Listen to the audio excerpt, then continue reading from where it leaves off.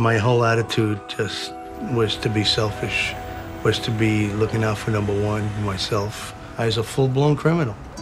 If you knew anything about me at that time, you'd definitely be crossing the street to the other side. Within modeling, you know, when I first started, I actually felt accepted. There was this excitement. I wanted to travel.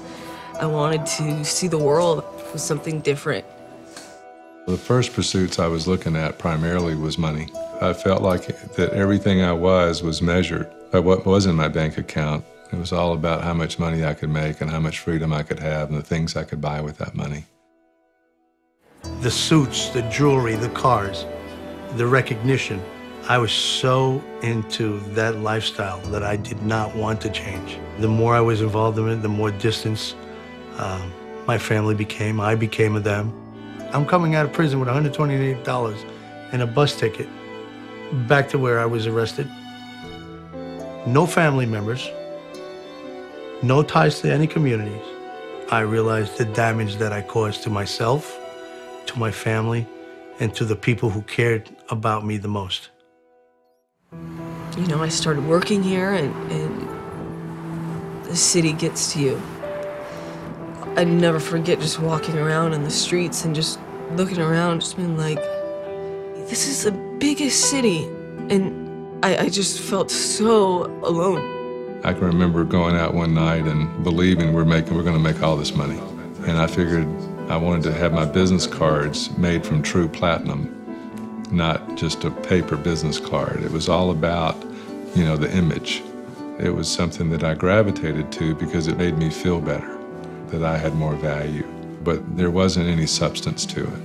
And so it was always fleeting. It never was real enough to hold on to.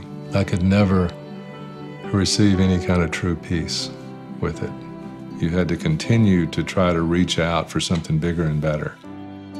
I had an encounter with a member of the LDS Church. I had questions, thousands of questions because of my life, my lifestyle. And every question that I asked, there was an answer to it. Every time he mentioned the word of Christ, there was a glow. The more I heard, the more I felt happy, the more I felt at peace. And when he added that I would be with my mother and father again and get a second chance for them to see me who I am today, you know what? That's all I needed to hear.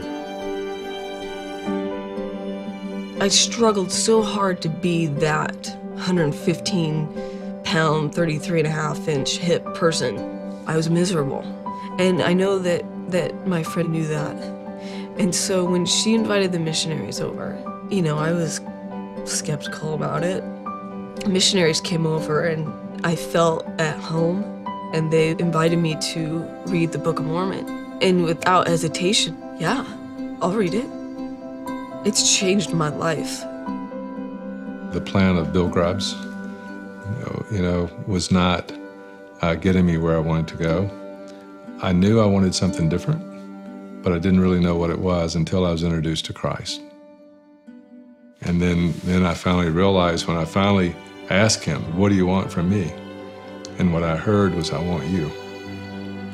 I want you. Him wanting me was personal. He didn't want my money. He wanted me to follow him, and it changed my entire perspective. Jesus Christ, to me, what he's done in my life is a small miracle. To bring someone from the darkness, say it's amazing what he has done in my life, how he has changed me. Every day, I keep it as simple as possible. Whether it's a visit from my daughter, whether it's a conversation with my sister, that to me is excitement more than anything else I've had in my life. The world will identify you as your occupation. I'm more than that. I know that I'm a daughter of God.